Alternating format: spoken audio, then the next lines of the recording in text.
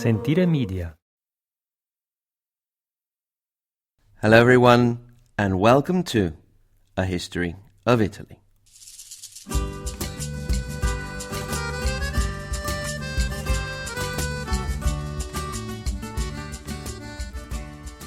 This is not actually a full episode, but it's a launch in which I'm going to give you a feeble justification for pestering the internet airwaves with my voice. We hope to launch the actual first episode on the 3rd of January 2018. That's if I can sort out all the difficult techie bits. So, here I go. I love podcasts. I think I subscribe to more podcasts than I actually have time to listen to, and my poor kids are subjected to them in the car all the time and are often begging for just a little bit of music. In particular, I like history podcasts, and I'm also interested in the fact that there are so many out there that are interesting, and they create a great mosaic of world history.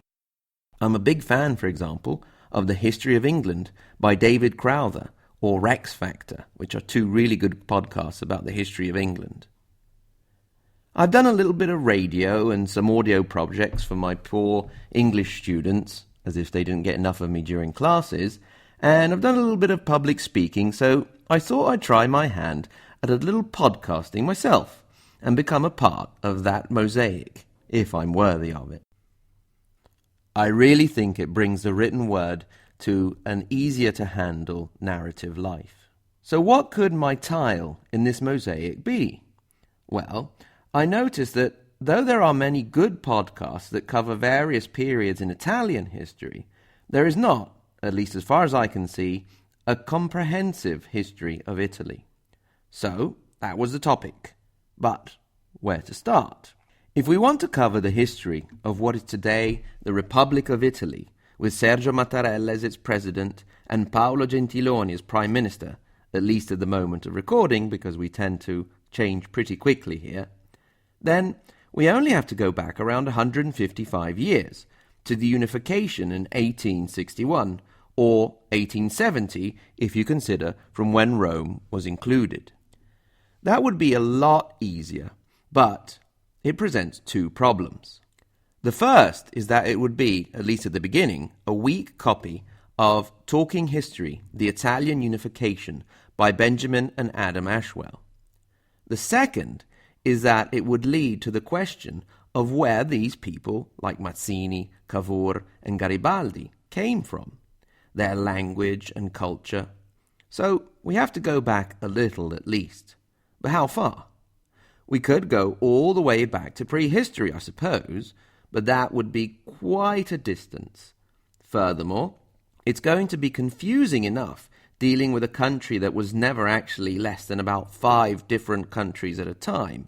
Never mind those pre-Roman Lucanians, Latins, Etruscans, Samnites, and so on. So then, Roman Empire? That brings us to the problem that once you have listened to Mike Duncan's History of Rome, nothing else on the subject, at least in my opinion, could ever really compare. And it also sort of defeats the podcast mosaic idea I started with if you just do something over. So, it's after the fall of the empire that we'll start.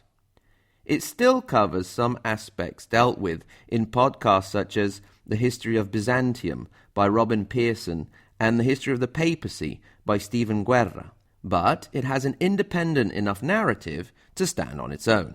By the way, if you don't already subscribe to the podcasts I'm mentioning, I strongly encourage you to do so. They're great. Once I had decided what I was going to cast about, I needed to think about what to call it. Now, since the state of Italy has only existed since 1861, what was the peninsula before that? Would it be correct to call the podcast The History of the Italian Peninsula? After all, even today, there are substantial differences from place to place, and you don't even have to go all the way from Aosta in the far northwest down to Sicily to find them.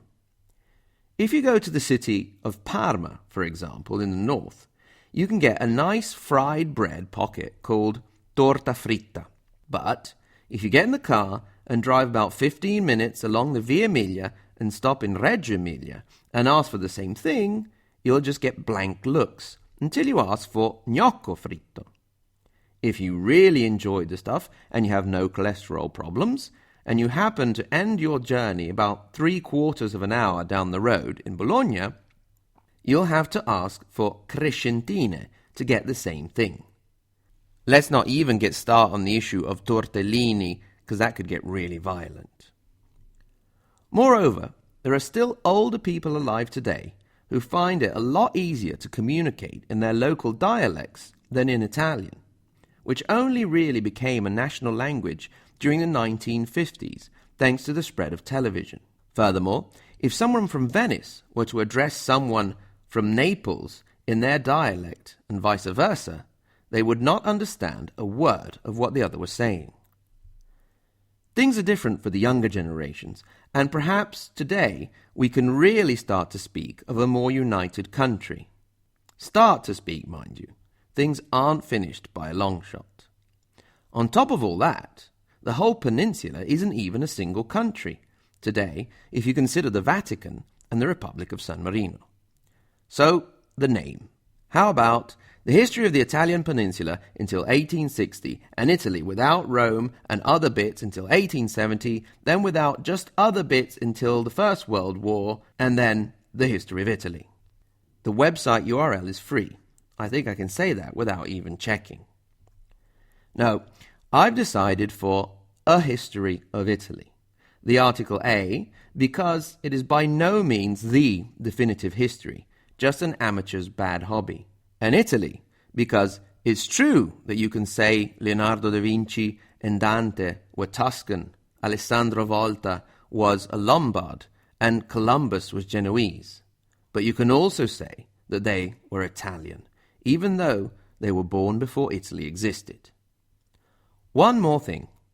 I'll be adding my voice to the mosaic of history podcasts, but I invite you to come along with me. Write in, give me your feedback, whether good or bad, and your contributions and corrections on the many mistakes I'm sure I'll make. Let's try and work together on this. You can get in touch on the website at ahistoryofitaly.com.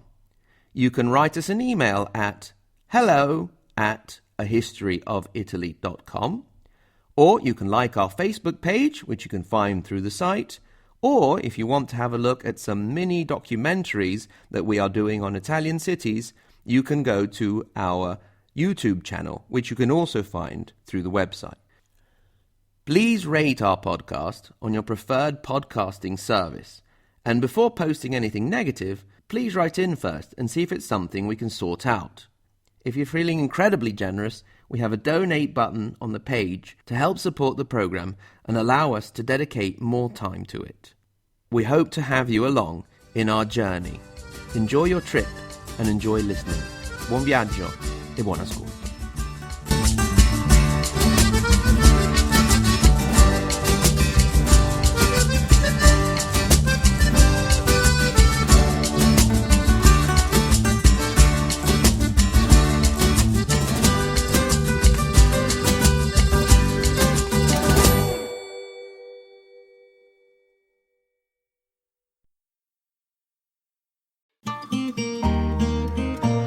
Sentire Media.